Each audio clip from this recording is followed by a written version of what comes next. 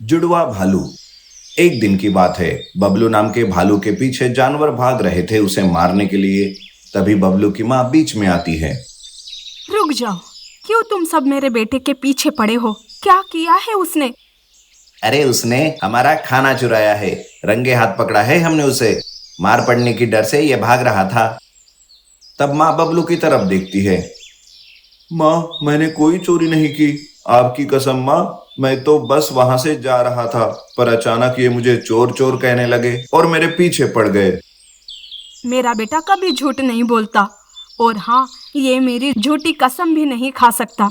लगता है आप सबको कोई गलतफहमी हुई है।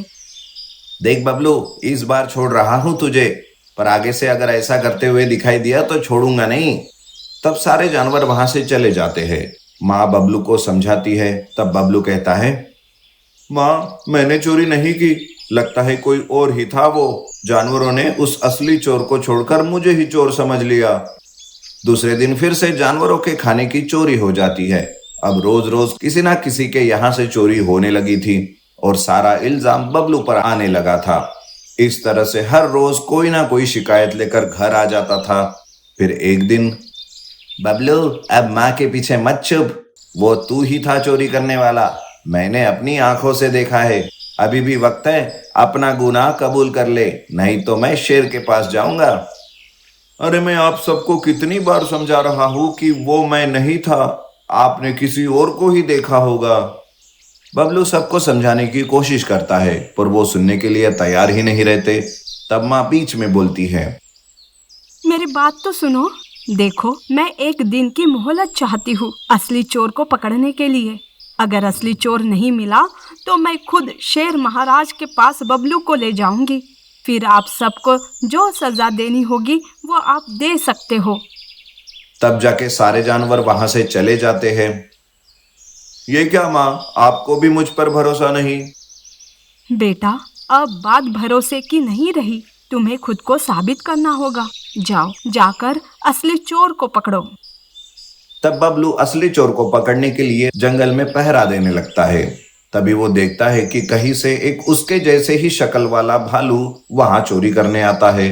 वो चुपके से जानवरों का खाना चुरा लेता है और वहां से भाग जाता है।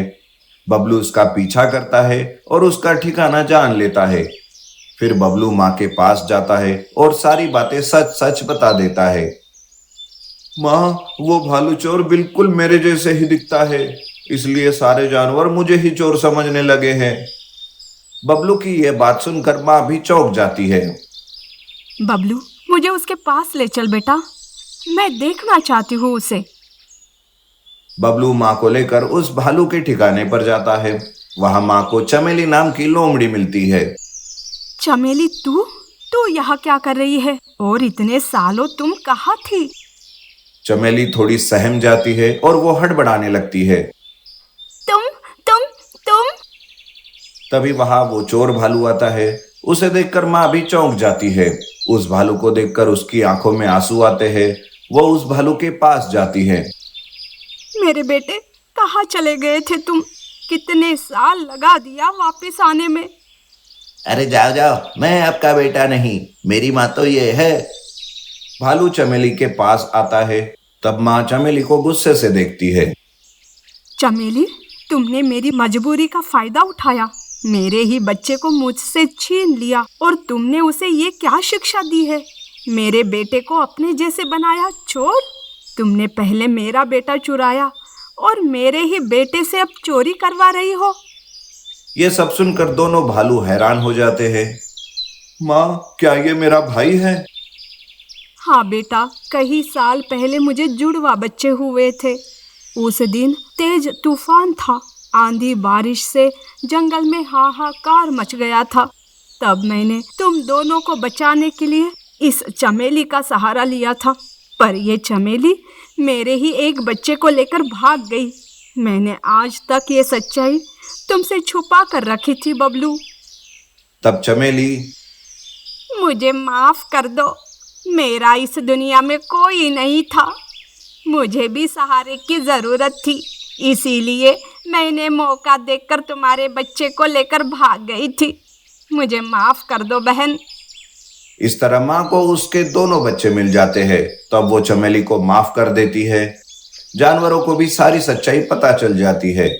वो दूसरे भालू को माफ कर देते हैं और चमेली के साथ साथ सभी उनके साथ ही रहने लगते हैं। नीति: चोरी करना पाप है। चोरी करने से बड़ा पाप दुनिया में दूसरा और कोई नहीं होता।